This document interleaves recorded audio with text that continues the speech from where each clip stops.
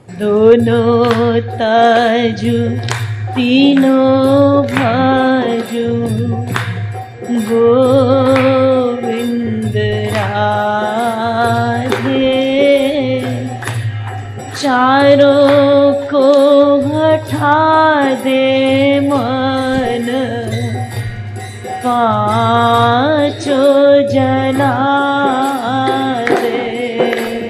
दोनों ताजू तीनों भाजू गोविंद राधे,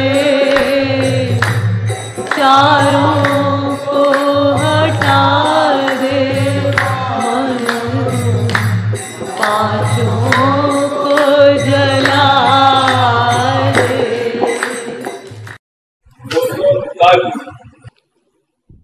तीनों भाजू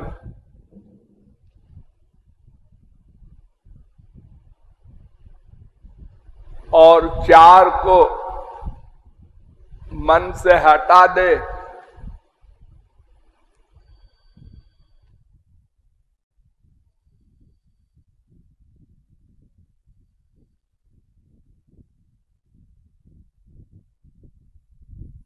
और पांच को जला दे। तो दो कौन है जिसको त्यागना है? बहुत शार्ट में है दोनों। एक का नाम राग, एक का नाम द्वेष। अनादिकाल से हम दुखी हैं, 84 लाख में घूम रहे हैं। उसका कारण बस यही दो है, या तो कहीं राग है और या तो कहीं द्वेष है, या दोनों है।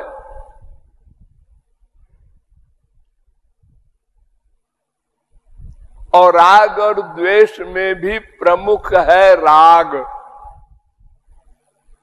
अगर कहीं राग न हो तो द्वेष भी न होगा। द्वेष का रीजन राग है। हमारे स्वार्थ में जब कोई गड़बड़ करता है तब हम द्वेष करते हैं। अगर संसार में हम कहीं राग ही न करें, ये हमारा नहीं है, तो द्वेष अपने आप समाप्त हो जाएगा।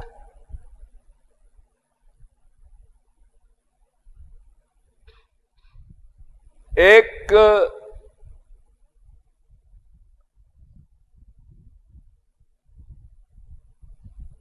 कोई सोना सामने दिखाई पड़ा, तो जिसका राग है वो दौड़ा। अब कई लोग दौड़े, उसमें जिसको मिल गया उसको सुख मिला, जिसको नहीं मिला उसको दुख मिला। जिसको मिल गया उससे किसी ने छीन लिया, अब क्रोध आ गया, द्वेष आ गया।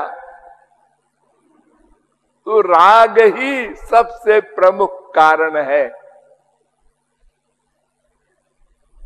उसी से द्वेष पैदा होता है। तो ये दो चीजें, इसको द्वंद्व कहते हैं, राग द्वेष। कहीं हमारा राग ही राग है, कहीं द्वेष ही द्वेष है, तो इन दोनों को छोड़ना होगा। क्योंकि मन एक है, दो मन नहीं है।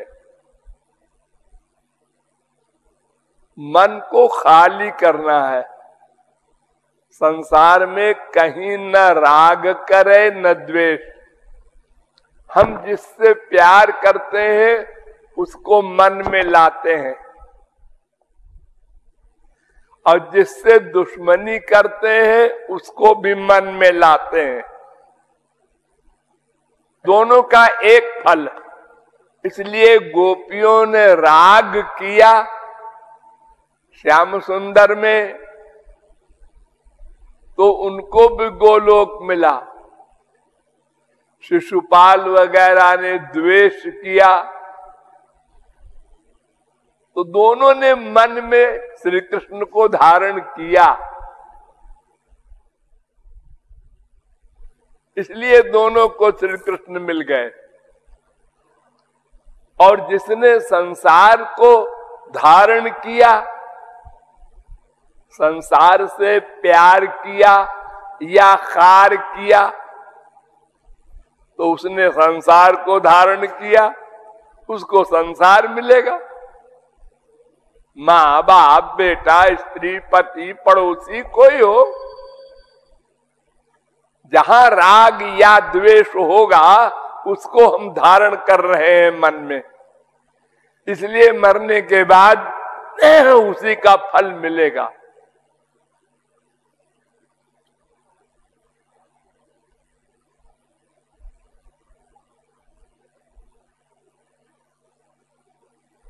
स यत् कामो भवति तत् क्रतुर्भवति, यत् क्रतुर्भवति तत् कर्म कुरुते, यत् कर्म कुरुते तदभिनिष्पद्यते। वेद कहता है हम जिस प्रकार की कामना करेंगे उसी प्रकार का संकल्प होगा, उसी प्रकार का कर्म होगा, और उसी प्रकार के हम बन जाएंगे।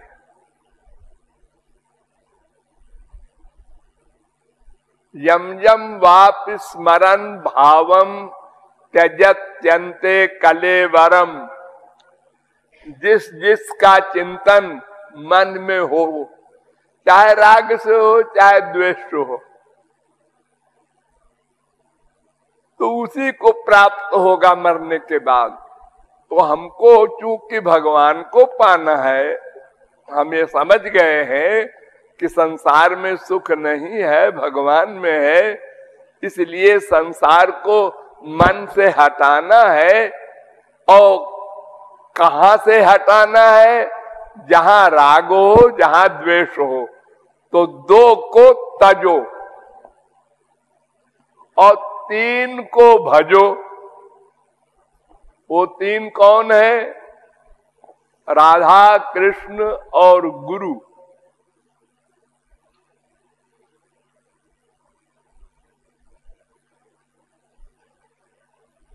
गौर तेजो विनाजस्तु श्याम तेजस समर्चयेत। राधा कृष्ण दोनों को अपनाना होगा। और केवल भगवान की उपासना से काम नहीं बनेगा। यथा देवे तथा गुरु। जैसी भक्ति राधा कृष्ण के प्रति हो, वैसी ही गुरु के प्रति भी हो।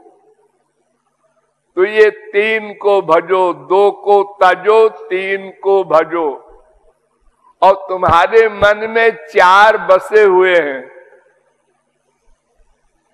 अज्ञानियों के मन में तीन बसे हैं, तीन कामनाएं हैं। और समझदारों के हृदय में चार कामनाएं हैं। धर्म अर्थ काम, ये तीन कामनाएं तो माया के अंदर वालों में, जिनकी बुद्धि में ये है कि संसार में सुख है, इस संसार में या उस संसार में, स्वर्ग में। तो धर्म अर्थ काम, ये तीन लोग तो माया के एरिया के हैं, 84 लाख में घुमाते हैं। इनको छोड़कर जो मोक्ष की ओर जाते हैं, उनको भी प्रेमानंद नहीं मिलता, तो चारों को छोड़ना है। धर्म प्रोज्जित कैतवा, ये कैतव है चारों, धर्म अर्थ काम मोक्ष। ये चार कामनाएं मन से निकालना होगा।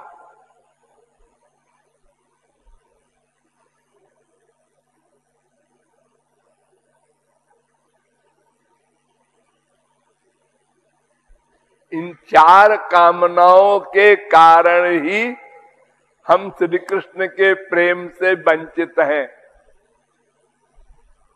तो चौथी तो बहुत कम होती है। मोक्ष की कामना करने वाले तो बहुत कम लोग हैं। यद्यपि सबसे खतरनाक वही है, तारों मध्य मोक्ष वांछा कैतव प्रधान। मोक्ष की इच्छा सबसे खतरनाक है, क्योंकि जिसको मुक्ति हो गई, भगवान में लय हो गया, फिर वो कभी भी प्रेमानंद नहीं पा सकता। और जो हमारे संसार में चक्कर काट रहा है, उसको चांस है कभी कोई महापुरुष मिल जाए और महापुरुष समझ में आ जाए और उसके शरणागत होकर उसकी बताई साधना कर ले तो बात बन सकती है। तो ये चार को मन से हटाओ और पांच तुम्हारे पास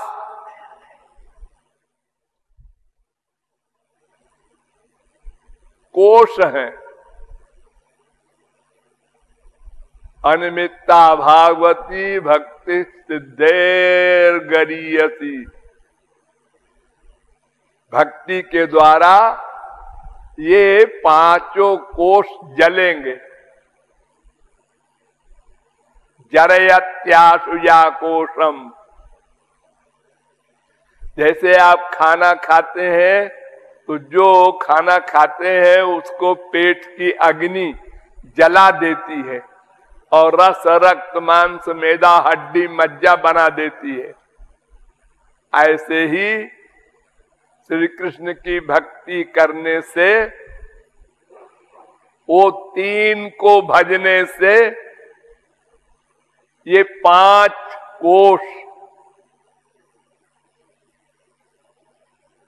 अन्नमय कोश, प्राणमय कोश, मनोमय कोश, विज्ञानमय कोश, आनंदमय कोश, ये पांचों कोश जल जाएंगे। इनके लिए और कोई प्रयत्न नहीं करना है। तुम तो बस दो को तजो, तीन को भजो, चार की कामना मन से निकालो और पांच को जला दो। बस तुम अपने लक्ष्य को प्राप्त